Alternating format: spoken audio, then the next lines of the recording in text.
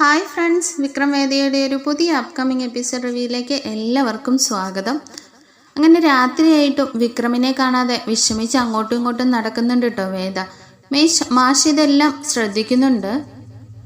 കുറച്ചു നേരം കഴിഞ്ഞപ്പോഴത്തേക്കിനും വിക്രം വരുന്നുണ്ട് കേട്ടോ. ഇത് കണ്ട വേദ വിക്രമിൻ്റെ അടുത്തേക്ക് ഓടി ചെല്ലുന്നുണ്ട്. വേദ വിക്രമിനെ കണ്ടതും ചോദിക്കുന്നുണ്ട്, ഇതെന്തു പറ്റിയതാ? ഷർട്ടൊക്കെ ഇങ്ങനെ ഇരിക്കുന്നത്? നെറ്റിയൊക്കെ മുറിഞ്ഞിട്ടുണ്ടല്ലോ, ഷർട്ട് കീറിയായിരിക്കുന്നത്. എന്താ പറ്റിയേ? ആരുമായിട്ട് വഴക്കുണ്ടാക്കിയിട്ടാ വന്നത് എന്നൊക്കെ ഇങ്ങനെ വിക്രമിനോടായിട്ട് വേദ ഇങ്ങനെ ആകെ വേവലാതിപ്പെട്ട് ചോദിക്കുന്നുണ്ട് കേട്ടോ. വേദയുടെ മുഖത്ത് നോക്കുന്നുണ്ട് വിക്രം. എന്നിട്ട് ഇങ്ങനെ മിണ്ടാതെ നിൽക്കുന്നുണ്ട്. ബൈക്കിൽ നിന്ന് ഇറങ്ങി വന്ന് ചോദിക്കുന്നുണ്ട്, ഇത് എന്ത് കോലമാ? എവിടെയായിരുന്നു വിക്രം ഇത്രയും നേരം? ആരുമായിട്ടാ തല്ലുണ്ടാക്കിയത്? അപ്പോഴേക്കും വിക്രം പറയുന്നുണ്ട്, ഞാൻ ഇഷ്ടമുള്ളവരുമായിട്ട് തല്ലുണ്ടാക്കും, അതൊന്നും നീ അന്വേഷിക്കണ്ട. നീ നിന്റെ പണി നോക്കിപ്പോ. ഞാൻ എങ്ങനെ ജീവിക്കണമെന്ന് ഞാൻ തീരുമാനിക്കും. നീ ക്വസ്റ്റ്യൻ ചെയ്യാൻ വരണ്ട, പോകാൻ നോക്കടി. ഇതെല്ലാം കേട്ടുകൊണ്ട് മാഷ് മുറിയിൽ നിന്ന് തന്നെ നിൽക്കുന്നുണ്ട് കേട്ടോ. വിക്രം ഷർട്ടൊക്കെ ഊരി കുളിക്കാനായിട്ട് പോവാ. ഇത് കണ്ടിട്ട് വേദ ആകെ വിഷമിച്ച് നിൽക്കുന്നുണ്ട് കേട്ടോ. അപ്പോഴേക്കും വിക്രം കുളിച്ചിട്ട് വരുന്നുണ്ട്. അപ്പോൾ വേദ പുറകെ ചെല്ലുന്നുണ്ട് കേട്ടോ. ചോറെടുക്കട്ടെ, ഞാൻ എടുക്കട്ടെ എന്ന് ചോദിക്കുമ്പോഴേക്കും അമ്മയും എല്ലാവരും ഉറങ്ങി. ഇനി ശല്യം ചെയ്യേണ്ട വിക്രം എന്ന് വേദ ഇങ്ങനെ പറയുമ്പോഴേക്കും വിക്രം പറയുന്നുണ്ട്, നിനക്ക് ഉറക്കമൊന്നുമില്ലേ? നീ ഇത് ആരെ കാത്താ നിൽക്കുന്നേ? ഇത് കേട്ടിട്ട് വേദ പറയുന്നുണ്ട്, ഞാൻ നിങ്ങളെ കാത്തിരുന്നതാ. വേറെ ആരും ഈ രാത്രിയിൽ ഇവിടെ കയറി വരില്ലല്ലോ. അല്ല അതിരിക്കട്ടെ വിക്രം, ആരുമായിട്ടാ തല്ലുണ്ടാക്കിയിട്ടാ ഇങ്ങോട്ടേക്ക് വന്നത്? ഇതിന്റെ പേരിൽ ഈ വീട്ടിൽ വീണ്ടും പോലീസ് വരുമോ? ഈ പാതിരാത്രിയിൽ അതും കൂടി ഒന്ന് പറഞ്ഞിട്ട് പോയാൽ നന്നായിരുന്നു. വീട്ടിലുള്ളവർക്ക് ഒരു സമാധാനവും തരില്ല എന്ന് ഉറപ്പിച്ചിരിക്കുകയല്ലേ നിങ്ങൾ? ഇത് കേട്ടിട്ട് വിക്രം വേദിയെ നോക്കുന്നുണ്ട് കേട്ടോ. എന്നിട്ട് വേദിയോട് പറയുന്നുണ്ട്, ഞാൻ ചിലപ്പോൾ പലരെയും തല്ലും, ചിലപ്പോൾ കൊന്നെന്നും വരും, ജയിലിൽ പോകേണ്ടി വരും. പിന്നെ നിനക്കെന്താ?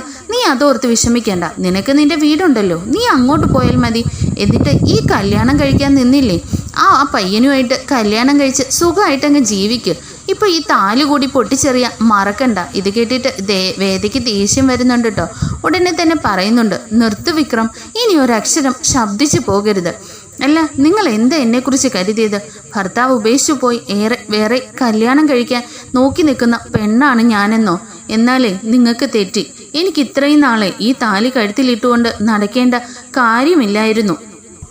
എന്നിട്ടും ഞാനിത് പൊട്ടിച്ചെറിയാത്തതിൻ്റെ കാരണം എന്താണെന്ന് അറിയുമോ? എൻ്റെ ജീവിതത്തിൽ ആദ്യമായിട്ടും അവസാനമായിട്ടും താലി കെട്ടിയത് നിങ്ങളാ. ഞാൻ ജീവനുള്ളിടത്തോളം കാലം പൊട്ടിച്ചെറിയില്ല. ഇത് കേട്ടിട്ട് വിക്രം പറയുന്നുണ്ട്, പിന്നെ നിനക്ക് എന്താ വേണ്ടേ? നിന്നെ ഭാര്യയായി ഞാനിവിടെ വാഴിക്കണോ? അതൊരിക്കലും നടക്കാത്ത കാര്യമാണ്. ഈ വീട്ടിലുള്ളവർക്ക് പോലും ഞാനൊരു അധികപ്പറ്റ. അച്ഛൻ എന്നോട് വെറുപ്പാ. ഈ വീട്ടിലെ അമ്മ മാത്രം എന്നെ ഇത്തിരി മനസ്സിലാക്കുന്നത്, എന്നെ സ്നേഹിക്കുന്നത്. അതുകൊണ്ട് മാത്രമാണ് ഈ വീട്ടിൽ ഞാൻ നിൽക്കുന്നത് തന്നെ. അല്ലെങ്കിൽ എന്നെ ഇവിടെ നിന്ന് തന്നെ ഞാൻ ഇറങ്ങിപ്പോയേനെ. അങ്ങനെയുള്ള ഞാൻ നിന്നെ എങ്ങനെ ഭാര്യയാക്കുന്നത്? ഇത് കേട്ട് വേദ പറയുന്നുണ്ട്, ഓ അപ്പോൾ അതാണ് കാരണം. നിങ്ങൾ എന്നെ അംഗീകരിക്കാത്തതിന് കാരണം അതാണല്ലേ? ഞാൻ ചോദിക്കാതെ തന്നെ അതിനുത്തരം നിങ്ങൾ എനിക്ക് തന്നു. അല്ലാതെ നിങ്ങൾക്ക് എന്നെ ഇഷ്ടമില്ലാഞ്ഞിട്ടല്ല അല്ലേ? നിങ്ങളത് അറിയാതെ പറഞ്ഞതായാലും ഇതാണ് സത്യം വിക്രം. അതുകൊണ്ട് മാത്രമാണ് നിങ്ങൾ എന്നിൽ നിന്ന് അകലം പാലിക്കുന്നത്, എന്നോട് വെറുപ്പ് കാണിക്കുന്നത്. ഇപ്പോൾ മനസ്സിലായി വിക്രം. ഇത് കേട്ടിട്ട് വിക്രം പറയുന്നുണ്ട്, നിനക്ക് എന്ത് മനസ്സിലായെന്നാ? രാത്രിയിൽ ഇങ്ങനെ ചിലച്ചുകൊണ്ടിരിക്കാതെ പോയി കിടന്നുറങ്ങടി. എന്നിട്ട് വിക്രം പറയുന്നുണ്ട് കേട്ടോ, നിന്നെ എന്ന് ഞാൻ താലി കെട്ടിയോ ഈ വീട്ടിൽ നിന്ന് നീ വന്ന് കയറി അന്ന് തുടങ്ങിയത് എൻ്റെ പ്രശ്നം. പോലീസ് സ്റ്റേഷനും അടിയും പിടിയും ഒരു സമാധാനവും ഇല്ല എനിക്ക്. ഇതിനൊക്കെ കാരണം നീയാ. ഇതിപ്പോൾ അപ്പോഴേക്കും വേദ ചോദിക്കുന്നുണ്ട്, അതിന് ഞാൻ എന്ത് ചെയ്തു വിക്രം? ഞാൻ ഈ വീട്ടിൽ വന്ന ആർക്കെങ്കിലും ഒരു ദ്രോഹവും ചെയ്തിട്ടില്ല, ആരോടും വഴക്കിനും പോയിട്ടില്ല. ഞാൻ നല്ല രീതിയിൽ തന്നെയാണ് ഇവിടെ ജീവിക്കുന്നത്. പക്ഷെ വിക്രം അങ്ങനെയാണോ? എപ്പോൾ നോക്കിയാലും തല്ലും കൂടി തലയും പൊട്ടിച്ച് വന്ന് നിൽക്കുന്നു. ഇത് നല്ലതാണെന്ന് വിക്രമിന് തോന്നുന്നുണ്ടോ? വിക്രം ഓരോ പ്രശ്നങ്ങൾ ഉണ്ടാക്കിയിട്ട് അതൊക്കെ എൻ്റെ തലയിൽ കൊണ്ടുവെക്കുകയാണോ? ഇത് കേട്ടിട്ട് വിക്രം പറയുന്നുണ്ട് കേട്ടോ, ഞാൻ പറഞ്ഞത് സത്യം തന്നെയാണ്. ആ SI ഉണ്ടല്ലോ, നിന്റെ ചേട്ടൻ്റെ കൂട്ടുകാരനാണ്. അത് മാത്രമല്ല അങ്ങേർക്ക് ലക്ഷങ്ങൾ കൊടുത്തിട്ടുണ്ട് എന്നെ ഒന്ന് പോലീസ് സ്റ്റേഷനിലാക്കാൻ, ജയിലിലടയ്ക്കാൻ, എന്നെ കള്ളക്കേസിൽ കുരുക്കാൻ. ഇത് നിനക്കറിയോ? അയാൾ ഇനിയും ശ്രമിക്കും. നീ എൻ്റെ വീട്ടിൽ നിൽക്കുന്നിടത്തോളം കാലം എനിക്കും എൻ്റെ വീട്ടുകാർക്കും അപകടം തന്നെയാണ്.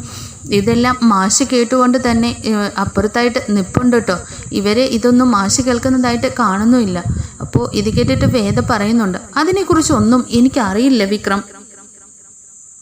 എന്തായാലും വിക്രമിനെയും ഈ വീട് ഉപേക്ഷിച്ചിട്ട് ഞാൻ പോവില്ല, എനിക്ക് പറ്റില്ല. വീട്ടുകാരെ എല്ലാം വേണ്ടെന്ന് വെച്ച് ഞാൻ ഇങ്ങോട്ടേക്ക് വന്നത് തിരിച്ചു പോകാനല്ല. പോവുകയാണെങ്കിൽ വിക്രമിൻ്റെ കൈ പിടിച്ചേ പോവുകയുള്ളൂ, അല്ലാതെ ഒറ്റയ്ക്ക് ഞാൻ അങ്ങോട്ടേക്ക് പോവില്ല വിക്രം.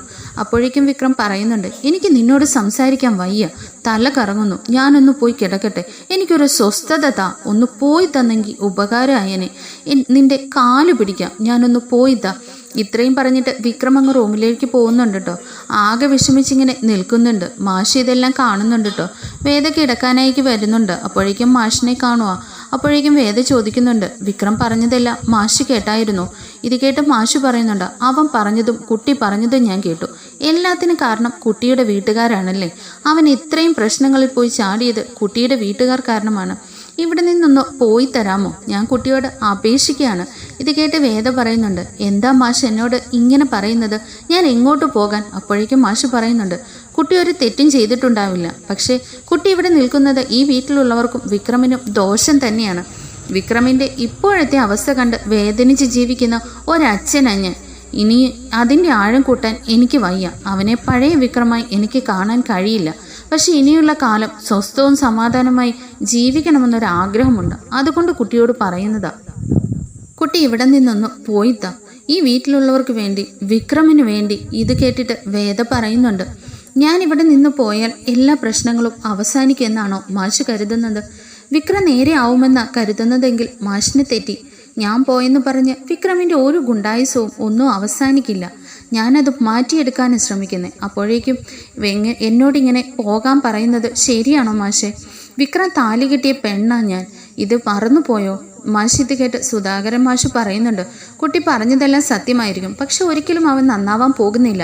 അവൻ്റെ അച്ഛനാ പറയുന്നത്. കുട്ടിക്ക് അവനൊരു ബാധ്യതയാവും. കുട്ടി തൽക്കാലം ഇവിടെ നിന്നൊന്ന് മാറി നിൽക്ക്.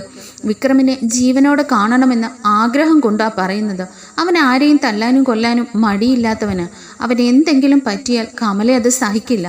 അവനെ നല്ല നിലയിൽ കാണണമെന്ന് ആഗ്രഹിച്ച ഒരു അച്ഛനാണ് ഞാൻ. പക്ഷെ അത് സാധിച്ചില്ല. അവനൊരു കൊലപാതകിയായി ജയിലിൽ കിടക്കുന്നത് കാണാൻ എനിക്കിനി വയ്യ. കുട്ടി എന്നെ തളർത്തി കളയരുത്. ഞാൻ അപേക്ഷിക്കുകയാണ്, ഒരു അധ്യാപകൻ്റെ അപേക്ഷയാ. ഇവിടെ ഒന്നൊന്ന് പോയി തരാമോ? ഇത് കേട്ട് വേദ പറയുന്നുണ്ട്, വീട്ടുകാർക്കും മാഷിനും വിക്രമിനെ ഞാൻ ഒരു അപകടവും സംഭവിച്ചുകൂടാ. ഞാൻ ഇവിടെ നിന്ന് പൊക്കോളാം, ആരോടൊന്നും പറയണ്ട. ഇത് കേട്ട് മാഷ് പറയുന്നുണ്ട്, കുട്ടി എന്നെ വെറുക്കല്ലേ, കുട്ടിക്ക് എന്നും നല്ലതേ വരൂ, നല്ലൊരു ജീവിതം കിട്ടട്ടെ. അപ്പോഴേക്കും വേദ വേഗം ബാഗുമെടുത്ത് മാഷിനോട് പറഞ്ഞ് ആ വീട്ടിൽ നിന്ന് ഇറങ്ങുന്നുണ്ട്. വേദ ഇങ്ങനെ പറയുന്നുണ്ട്, ഞാൻ വിക്രമിനെ ഒന്ന് കണ്ടോട്ടെ, ഇനി ചിലപ്പോൾ കാണാൻ കഴിഞ്ഞില്ലെങ്കിലോ? വേദ വിക്രമിൻ്റെ റൂമിൽ പോവുകയാണ് കേട്ടോ. വിക്രം നല്ല ഉറക്കം. കുറച്ചു നേരം വിക്രമിനെ നോക്കി നിന്ന ശേഷം വേദ അവിടെ നിന്ന് പോകുന്നുണ്ട്. ആ വീട്ടിൽ നിന്നും ഇറങ്ങുന്നുണ്ട്. മാഷ് ഇതെല്ലാം കണ്ട് നോക്കി നിൽക്കുകയാണ്. അതിനുശേഷം മാഷ് പോയി കിടക്കുന്നുണ്ട് കേട്ടോ. കമല അല്പം നല്ല ഉറക്കമാണ്. മാഷ് അവിടെ കട്ടിലിരുന്ന് പലതും ഇങ്ങനെ ആലോചിക്കുന്നുണ്ട്. വേദ വന്നതും മാഷിനോട് പറഞ്ഞ കാര്യങ്ങളും ഒക്കെ ചിന്തിക്കുന്നുണ്ട്. വിക്രം അപ്പോഴേക്കും ഉറക്കത്തിൽ നിന്ന് ഞെട്ടി ഉണരുന്നുണ്ട് കേട്ടോ. വെള്ളം കുടിക്കാനായിട്ട് അടുക്കളയിലോട്ടേക്ക് പോകുന്നുണ്ട്. അപ്പോഴേക്കും വേദ അവിടെ കാണുന്നില്ല, ബാഗും കാണുന്നില്ല. ഇത് കണ്ട് വിക്രമിന് ആകെ വെപ്രാളം തോന്നുന്നുണ്ട്. ഉടനെ കമലാമ്മയുടെ റൂമിൽ പോയി തട്ടി വിളിക്കുന്നുണ്ട് കേട്ടോ. അപ്പോഴേക്കും കമല ഉണരുന്നുണ്ട്. കഥക് തുറന്നിട്ട് ചോദിക്കുന്നുണ്ട്, വിക്രം ചോദിക്കുന്നുണ്ട്, അമ്മേ അവൾ എവിടെ പോയി? ഇവിടെയൊന്നും അവളെ കാണുന്നില്ലല്ലോ. കമല ചോദിക്കുന്നുണ്ട്, ആരുടെ കാര്യമാണ് നീ പറയുന്നത്? വേദയുടെ കാര്യമാണോ പറയുന്നത്? അതെ അമ്മേ, അവള് ബാഗും കാണാനില്ല, എങ്ങോട്ടാ പോയതെന്ന് അറിയില്ല. അപ്പോഴേക്കും കമലാമ്മയ്ക്കും പേടിയാവുന്നുണ്ട് കേട്ടോ. കമല എല്ലാവരും കൂടി നോക്കുന്നുണ്ട്. ഇത് കേട്ട് നന്ദിനിയും ശ്രീജ എല്ലാവരും ഉണരുക. വിക്രം ആകെ പരിഭ്രമിച്ച് നിൽക്കുന്നുണ്ട് കേട്ടോ. അപ്പോഴേക്കും വിക്രമനോട് ചോദിക്കുന്നുണ്ട്, അവൾ എവിടെ പോയാലും നിനക്കെന്താ? നിനക്ക് അവളെ ഇഷ്ടമല്ലല്ലോ, നീ ഭാര്യയായിട്ട് അംഗീകരിച്ചിട്ടുമില്ല. അപ്പോൾ പിന്നെ അവളെ എവിടെ പോയാലും നീ എന്തിനാ ഇങ്ങനെ പേടിക്കുന്നേ, ഇങ്ങനെ പരിഭ്രമിക്കുന്നേ? ഇത് കേട്ടിട്ട് വിക്രം പറയുന്നുണ്ട്, ഇവൾക്ക് എന്താ പറ്റിയെന്ന് അറിയില്ലല്ലോ, എനിക്ക് ആകെ ഭ്രാന്ത് പിടിക്കുന്നു. എനിക്ക് അവളെ കണ്ടുപിടിച്ചേ പറ്റുമോ? അച്ഛൻ പറയുന്നതൊന്നും എൻ്റെ തലയിലോട്ട് കയറുന്നില്ല അമ്മേ. ഞാൻ പോയി അവളെ ഒന്ന് നോക്കട്ടെ. ഇത് കേട്ട് കമലയും മാഷും നന്ദിനിയും ശ്രീജ എല്ലാവരും ഞെട്ടി നിൽക്കുന്നുണ്ട് കേട്ടോ. വേദ ഇങ്ങനെ വിക്രമിനെ കാണാതെ, വേദയെ കാണാതെ ഇങ്ങനെ വിക്രം ആകെ ടെൻഷൻ അടിച്ച് ഇങ്ങനെ പേടിച്ച് നിൽക്കുന്നുണ്ട് കേട്ടോ.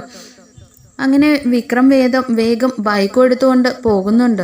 അപ്പോഴേക്കും വിക്രം ഇങ്ങനെ മനസ്സിൽ ചിന്തിക്കുന്നുണ്ട്, ഭഗവാനെ അവൾക്കൊന്നും വരുത്തല്ലേ, എവിടെ പോയതായിരിക്കും? അവളെ വഴക്ക് പറഞ്ഞുകൊണ്ടാണോ അവൾ വീട്ടിൽ നിന്ന് ഇറങ്ങിപ്പോയത്? അവളുടെ വീട്ടിൽ പോയതായിരിക്കുമോ? എനിക്ക് ആകെ ഭ്രാന്ത് പിടിക്കുന്നു. ഞാൻ എന്തിനാ ഇങ്ങനെ പേടിക്കുന്നത്? വിക്രം ഇങ്ങനെ പലതും ചിന്തിച്ചുകൊണ്ട് ബൈക്കിലൂടെ ഇങ്ങനെ പോവുകയാണ് കേട്ടോ. പെട്ടെന്ന് വേദ റോഡിലൂടെ നടന്നു പോകുന്നത് വിക്രം കാണുന്നുണ്ട്. ഇത് കണ്ടതും വിക്രം വേദയുടെ ഫ്രണ്ടിൽ കൊണ്ടുപോയി ബൈക്ക് നിർത്തുന്നുണ്ട്. വേദയപ്പോൾ വിക്രമിനെ നോക്കുന്നുണ്ട്. വിക്രം ദേഷ്യത്തിൽ ചോദിക്കുന്നുണ്ട്, നീ എവിടെ ഇറങ്ങി നടക്കുവാടി? പാതിരാത്രി ആരോടും പറയാതെ വീട്ടിൽ നിന്ന് ഇറങ്ങി പോയതല്ലേ നീ? നിനക്ക് പോകണമെന്നുണ്ടെങ്കിൽ എന്നോട് പറഞ്ഞ ഞാൻ തന്നെ നിന്റെ വീട്ടിൽ കൊണ്ടുവിടുമല്ലോ. ആരും കാണാതെ നീ എങ്ങോട്ട് പോകുവാടി? വാ തുറന്നു പറ. ഇത് കേട്ടിട്ട് വേദ ചോദിക്കുന്നുണ്ട്, ഞാൻ എവിടെ പോയാലും വിക്രമിനൊന്നും ഇല്ലല്ലോ, എന്തിനാ ഇപ്പോൾ എന്നെ അന്വേഷിച്ച് വന്നേ? ഞാൻ ആരും അല്ലെന്നല്ലേ പറഞ്ഞേ? അപ്പോഴേക്കും വിക്രം പറയുന്നുണ്ട്, അതുകൊണ്ട് ആരോടും പറയാതെ പോകാനോ? നിനക്ക് അമ്മയോടെങ്കിലും ഒരു വാക്ക് പറഞ്ഞൂടെ? മനുഷ്യന് ഭ്രാന്ത് പിടിപ്പിക്കാൻ ഞാൻ എവിടെയെല്ലാം ഓടിയെന്നോ? നിന്നെ അന്വേഷിച്ച് എൻ്റെ വീട്ടിലോട്ട് പോകാൻ നിൽക്കുമായിരുന്നു. ഞാനിത് കേട്ട് വേദ പറയുന്നുണ്ട്, ഞാൻ വിക്രമിൻ്റെ ജീവിതത്തിൽ നിന്ന് ഒഴിഞ്ഞു പോകാനല്ലേ വിക്രം ആഗ്രഹിക്കുന്നേ? എന്നിട്ട് എന്തിനാ എന്നെ തേടി വന്നേ? അപ്പോഴേക്കും വിക്രം പറയുന്നുണ്ട്, നിന്നോടുള്ള സ്നേഹം കൊണ്ടൊന്നുമല്ല വന്നത്. നിന്നോട് 2 വാക്ക് പറയണമായിരുന്നു. എൻ്റെ അമ്മയോടെങ്കിലും നിനക്കൊരു വാക്ക് പറഞ്ഞുകൂടായിരുന്നു? ആരും കാണാതെ ഒളിച്ച് വീട്ടിൽ നിന്ന് ഇറങ്ങിയേക്കുക. നിന്നെ ആരെങ്കിലും തട്ടിക്കൊണ്ടു പോയിരുന്നെങ്കിൽ ഞാൻ എന്ത് ചെയ്യുമായിരുന്നു? നിന്റെ അച്ഛനുണ്ടല്ലോ, ആ ജഡ്ജി, അങ്ങേർക്ക് എന്തെങ്കിലും ഒരു കാരണം കിട്ടാൻ കാത്തിരിക്കുക എന്നെ പിടിച്ച് ജയിലിൽ അടയ്ക്കാൻ. ഇതൊരു കാരണമാവുമല്ലോ, അതങ്ങ് നീ ആലോചിച്ച്. ഇത് കേട്ട് വേദയൊന്നും മിണ്ടുന്നില്ല കേട്ടോ. എന്നിട്ട് വിക്രം പറയുന്നുണ്ട്, എന്തിനാ ഇങ്ങനെ നോക്കി നിൽക്കുന്നത്? ഒന്ന് ബൈക്കിൽ കയറ്. അപ്പോഴേക്കും വേദ ചോദിക്കുന്നുണ്ട്, എങ്ങോട്ടാ? എൻ്റെ വീട്ടിലേക്ക് പോകാനാണോ?